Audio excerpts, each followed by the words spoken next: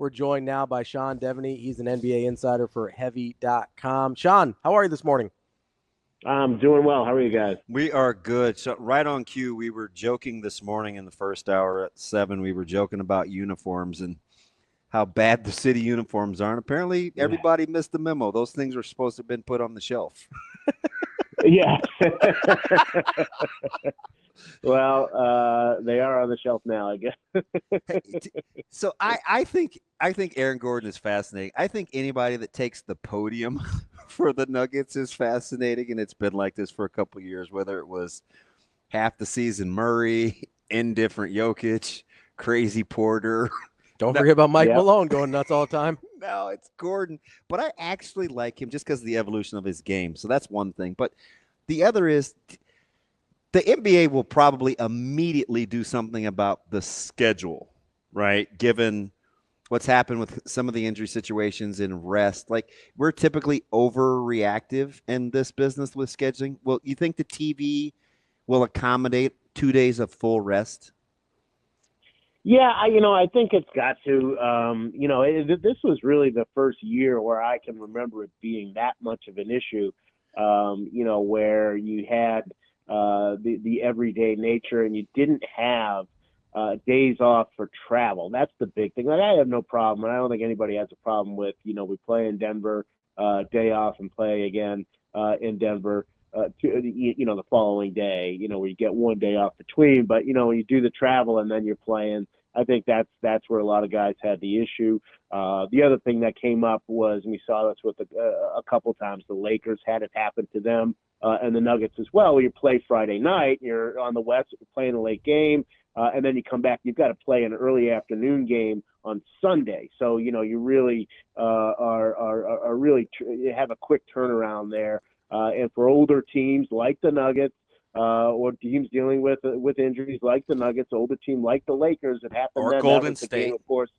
Yeah, or Golden State. Yeah. But the Lakers had it. That was the game where JJ decided, for whatever reason, after a short rest, to play 5 guys in the second half. We saw that worked out. Not so great. But things like that. I think they're completely driven by the TV networks, and I think what players are saying is, you got to take the players into account a little bit more there.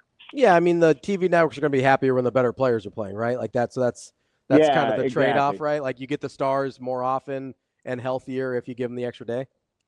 Yeah, that's exactly right. I mean, especially a Steph Curry, a LeBron, at their age, they're still drawing in fans, and maybe you don't want to, necessarily favor things toward that. Maybe you do want to get a little younger, but they're still the marquee names, and they're both out of the playoffs now. Look, I mean, part of it is just that they played against better teams for sure, but also part of it is injury and age, and this was an especially, I think, grueling schedule for the playoffs, compared to years past. So, Seth, part of this, I think, and tell me if I'm wrong here and just being oversensitive because I'm a Golden State fan, part of this, it feels like the playoffs, the game that we see in the playoffs is dramatically different than the game we see in the regular season in terms of, I think, specifically off-ball physicality. And how much of that do you think has to do with needing the extra rest, since the guys are actually just going through, it seems like, a lot more, and maybe I'm just having flashbacks of Houston mugging Curry every time he tries to cut. Yeah, I mean, there's definitely, what's going to happen is there's a familiarity with the plays that you're running. You're not playing a different opponent every night, and when you're playing a different opponent every night, you're kind of getting the scouting report, and you're reacting to what's on the floor. But when you're in a playoff series, you're going to see the same thing every night. You're going to study a lot of film. And you're going to know where they're going to be, and that allows you, especially in that off-ball stuff, to kind of beat them to their spots and to be physical with them and sort of dare referees to make calls. Refs don't want to take over the game, no matter what people on Twitter say. Refs don't want to take over games, and so they will swallow some whistles that maybe they would blow during the regular season. So it definitely gets more physical, and it requires teams to be ready for that, no question. Seth, let me ask you something. As we get Indiana and New York, obviously, and We see what's happening in the Western Conference with no real super teams. And we complain a ton about the NBA and load management and how hard guys play and the guaranteed money. But it seems like the structure and like kind of the apron clauses and how they're doing the draft. It's not the NFL in terms of first to worst necessarily, but you do see a pattern in which they do want a little more parity, right? Do we sleep on kind of the infrastructure fiscally, how the NBA is set up, or is this kind of a outlier in terms of what we're seeing this year? No. I mean, this is the result of as you said, the aprons and we're probably going to see more of it. This is David Stern's dream. If you go back to the lockout back in 2011, he kept talking about system issues, and people didn't really understand that. It was more about the money and how they were splitting money. But really, what the league has wanted for a long time is to have a system in which teams from Minnesota have every chance to win. Teams from Oklahoma City have every chance to win that teams from L.A. and New York and Boston do. And this is really the last couple of years we've seen that bear out. There's no question that we're going to see more of it with the Celtics. That's a team that won a championship last year, probably should be set up for a long run. But when you look at the financials of it, there's no way they can't keep all these guys. So that's why you hear all the rumors about them trading, Drew Holiday or Porzingis or Derek White. They've got to. You cannot maintain a roster like that. So those players are going to go to some team that needs them, and it's going to balance out. It's going to bring more parity. This is something that the league has very, very much been focused on. The question I have is whether it's good, because people like watching the Lakers in the finals. They just do, and you can complain about it all you want. It's hard to keep stars. Yeah. Exactly. Right. And so, this is going to be a test, and we'll see what happens with the ratings and stuff. If you get a Pacers and Timberwolves final, are people going to watch it?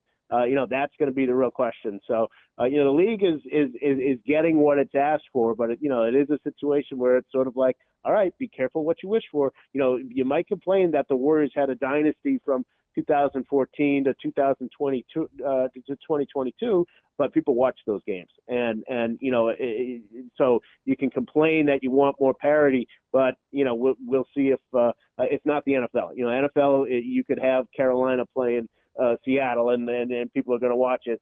In the NBA, it's not necessarily that way. We'll see how this plays out. Sean, can I make the argument that a lot of this would be fixed if the NBA figured out a structure to not play or to not have to pay basically role players $40, $50, and $60 million a year? I mean, the way that they did the all NBA incentives, it sort of forces you into that position. If a guy has one really good year, he all of a sudden ends up in the same category as a LeBron or a Curry or a Jokic. It worked for Lou Dort. Right. Like, yeah, you end up with these guys that. Now, remember we thought he was overpaid. Now he looks cheap. Right. Like there's the 4-year, $60 million contract for anybody that's like Gary Payton's making $17 million a year. Like that guy, the middle class of NBA players basically gone. If they figure out a way to fix that, does that all of a sudden make the apron thing much more manageable? Yeah, I mean, this is something that the union is going to have to push back against, and it's going to be difficult because you're going to have players at the top of the food chain here who are not going to want to see these things changed, and people in the middle and the bottom, which is a great mass of the players, 450 players. You're talking about probably 350 of them that feel like they're underpaid. That's going to be a big question of what the union can do and what the solution is. There's no question that it is migrating, to really where the star players are being way overpaid, and you are getting a guy like a Michael Porter Jr. In the right place at the right time who gets a $200 million contract. and is essentially a role player, should not be getting paid that. But you wind up with these strata, basically, where, once you are in one strata, you're not going down. And even if you're not, Jimmy Butler is 35 and he's still a very good player, but he's not a max player, but he's getting paid like a max player. Brad Beal, same situation. Just because that's what he's been paid before, teams are almost in a position like, well, we've got to keep paying him that. You see it time and time again. Once you're at that level, you never take a step back. Teams never say, we want to pay you, but not quite that much. And if they do, then play. Look at Klay Thompson as a good example of a guy. The Warriors came to him with a very reasonable offer. He said no. They were going to give him $25 million a year. He said no, and he winds up signing in Dallas for, I think it was $13 million a year. So players get mad if you ask them to take that to give some of that money back. But there's no question that teams, especially with the way the apron is now, they're going to have to be a lot more careful with these contracts they give out. So it's interesting. Is there we see it in the NFL. We've seen it in in Major League Baseball, where you don't want to start guys contracts the fifth year if you're not a first round guy. There's all these little built-in nuances in these other sports to protect the opt-out year in the last year of the contract. Could you see the NBA going to, and I get it would have to be collectively bargained, but is there something to be said on the table or at the table for guaranteed money versus contract lengths, or in addition to certain contract lengths? Could you see some sort of clauses being added or collectively bargained to limit the liability of guaranteed money? Well, from the league's perspective, they've actually gotten that. If you go back to past collective bargaining agreements, there were, originally there were no, Kevin Garnett got, as a rookie, got, $110 million over 10 years. And that's part of why he's so crabby with the young guys. Right. But that's one of the contracts that changed the way the league said, we've got to do something about this. We can't have this keep happening. That's one of the things. But they went from those kinds of contracts to, they had a max length of 7 years, and the league wanted to shorten that. So now it's either 5 years if you stay with your team, or 4 years if you go somewhere else. And players are finding that actually works for players, because now I'm getting to that second, I'm getting that next deal, especially as careers are getting longer. I'm 31 years old. I'm not washed up anymore. 10 years ago, 20 years ago, you were washed up at 31. Now, teams are willing to pay you another, easily another 4 or 5 years if you're 31. So, it has changed for the teams have shortened the length of the contract, but it's kind of worked against them. It's worked more in the favor of players than I think teams thought that would. So, Sean, let's get to the actual conference finals here. We've got a huge Knicks fan that works with us, and I was talking to him the other day. It's really unfortunate, and it's his really only one flaw as a person, I think. But I was talking to him the other day, and I was kind of finding myself trying to talk him into the fact that, like, the Knicks actually have a real shot, not just to make the finals, but I think win the finals as well. Am I crazy there? No, look, this has been wide open. I don't think there's any doubt about that. I think they would be underdogs against the Thunder in a potential finals, but they are favored. They have the home court advantage over the Pacers, and no question they're favored in that one. So you can certainly imagine them getting back to the finals for the first time in 25 years. But once they're really probably if it's either team, either Minnesota or Oklahoma City, I'd imagine the Knicks would not be favored. But as we've seen, neither of those teams has exceptional experience level or anything like that. So you'd have to at least give the Knicks a chance. When they're at their best, if Karl Anthony Towns is making shots and spreading the floor and being aggressive and they're getting their defense playing the way it has at times here in the postseason, and you get to those crunch times where Jalen Brunson can take over, then you'd have to give the Knicks a chance. I don't think they'd be favored against either West team, but it wouldn't be an overwhelming underdog sort of situation. Sean, let me ask you something as we're talking about things NBA with Sean Deveney. Sean, if I get it, right? There's going to be the Giannis sweepstakes, and the NBA is going to be without 1.75 potential other stars with Tatum, and I get it, and albeit declining Lillard. Wemby does come back. When you're looking at kind of the future and where the league is headed, attendance was high, ratings are What's going to be the balance, do you think, for the commish to continue to grow the game with some budding young stars as he gets ready to usher out kind of the older guys with the face of the league is a little too cliche, but as they transition the star power? Yeah, I mean, the one thing the league has that I can kind of fall back on at this point is that it does have a new 11-year TV agreement. So, that's sort of baked in. They don't have to worry too much about this transition period from LeBron and Steph to whoever's going to be next. Now, there are some pretty good candidates for next. They're not in the biggest markets, of course. Anthony Edwards and of course Wemby, as you mentioned. We'll see what happens with Cooper Flag and how his transition is. But yeah, they're going to have to find the next sort of superstars. We'll see how Luka Doncic comes back next year. He's still only 24, 25 years old. I mean, he still has a bright future ahead of him. It could be him that we see more falling on him now that he's in LA, especially. But there's no question that the best players after sort of the wave of superstars that we've seen for the last 15 years, they haven't really emerged. They haven't really captured the casual fan. At least not yet. We'll see if this postseason changes anything. If it's Jalen Brunson gets that attention, if it's Anthony Edwards, like I say, or Shai Gilgeous-Alexander. I don't get the sense that those are those are not names that my mom knows. She knows LeBron and she knows Steph Curry, but she didn't know Anthony Edwards or Shai Gilgeous-Alexander. And we'll see if they kind of rise to that level.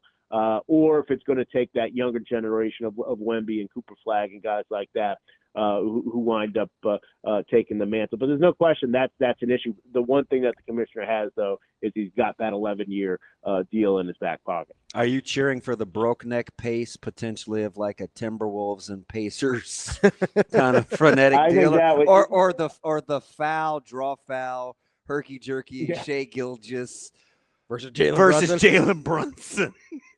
Yeah, I mean, I think the narrative of the best narrative, of course, would be Timberwolves and Knicks. I mean, that would be because they made the big trade and here they are meeting in the finals. I don't think anybody would have put money on that back in the summer. So that would probably be the best narrative. But getting the Thunder going against the Knicks.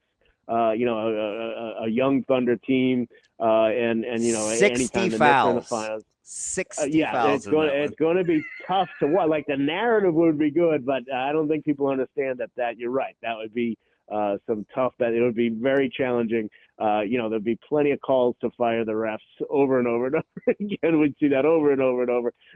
So yeah, it's kind of pick your poison there. But yeah, really though, like a Pacers Timberwolves finals, while it's not something that is going to resonate from coast to coast, man, that would be fun. Pacers are a fun team to watch. I hope people pay a little more attention to them, because especially the way they played over the last 2 months. They've been pretty unbeatable, and they've forced everybody to play on their terms. I think that's that's going to be this next series is going to be fun. If the Pacers were to advance, man, that'd be fun too. It'd be interesting to watch guys like Nesmith, kind of underappreciated, really good defenders, and he's going to pull his hair out. And there's a lot of it with Brunson and guys like that being able to draw fouls and the physicality of Hart. How much of that series do you think boils down to the Pacers' maturity on the defensive end to be patient with how the Knicks actually play? Yeah, I think that's a good way to look at it is, the Pacers come in with the way they want to play and a game plan, and they do that every time. and whether they win or not depends on whether they can force their plan over yours. And when they start to get away from that and they start to play other teams' game, that's when that's when things go south. I mean, if we look at the playoffs, they're averaging 118 points a game. The two games they lost, they scored 101 and 104. This was in the playoffs. So, for those the 8 games that they've won, they've averaged about 120 points, and that's how they want to play. So they can't get into what the Knicks are doing or the fouls, and they've got to kind of let that go and just get the ball and get up the floor and keep running and force the Knicks to play at that pace. That's really what the Pacers want to do, and that's going to be the key for them. Sean, let me ask you about the Thunder, and I've got 2 questions here. First one is, do you trust their secondary scores enough after SGA to feel good about that? Because we saw in Game 6 and Game 7 the good and the bad with Jalen Williams, right, where he goes to 3 for 16, he's hitting layoffs off the back of the rim, can't buy a bucket, and then you see Game 7, and he's like, oh, that's the guy I thought we were getting.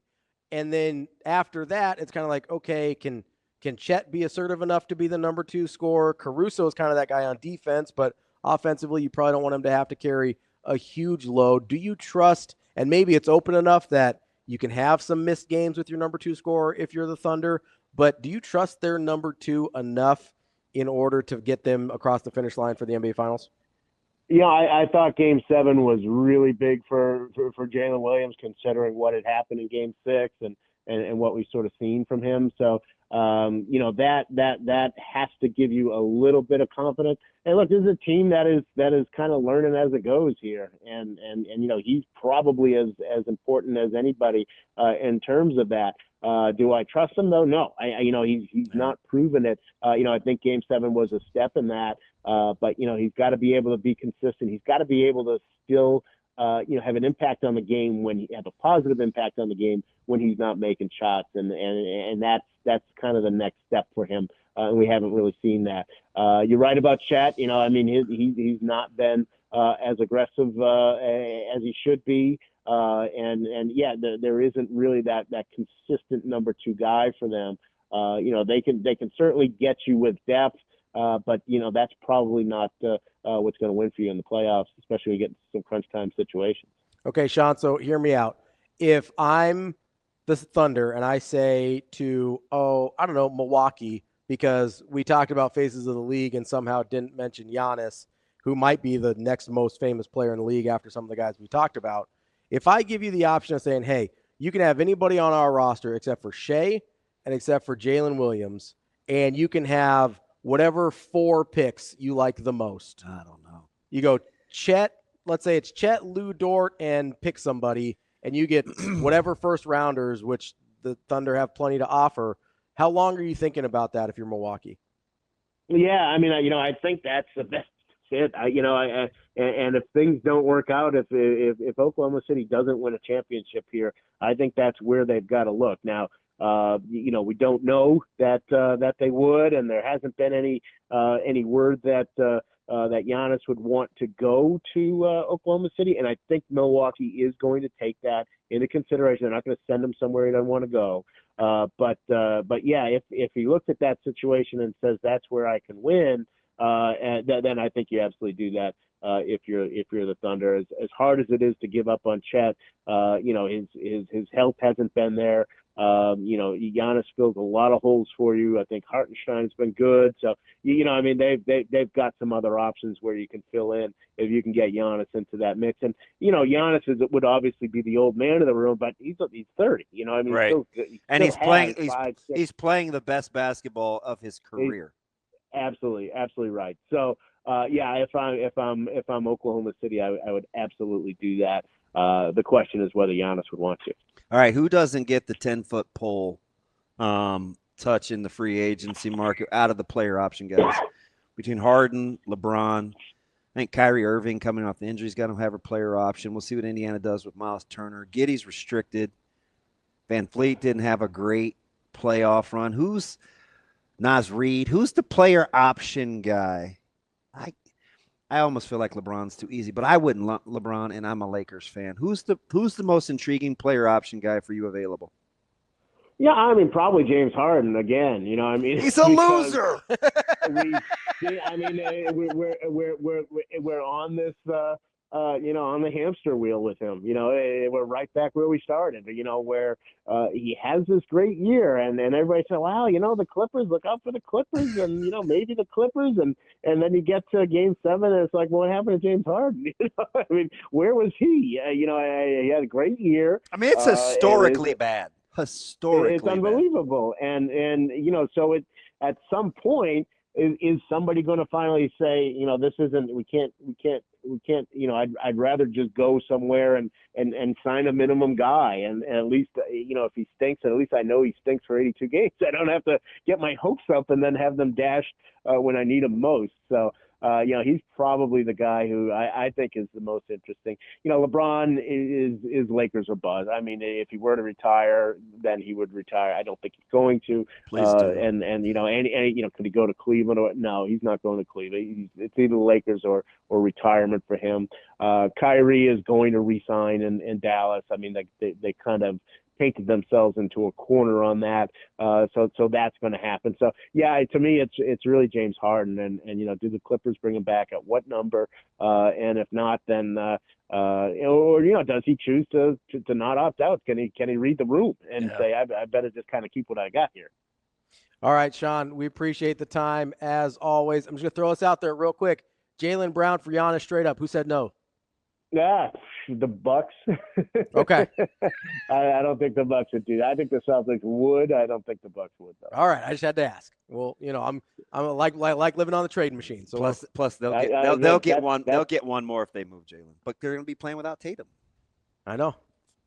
Celtics could look way different next year. That's what I'm saying. Intriguing. Maybe you mix things up a little bit. Maybe yeah. I'm just, they will. Appreciate it, Sean. You throw Baylor Shire minutes even. We're big Creighton guys around here. We're always deep fishing. In the trade machine. Yep. Deep in the trade machine there. We appreciate it, John. We'll talk to you later. All right. Thanks, Sean. Thanks, guys.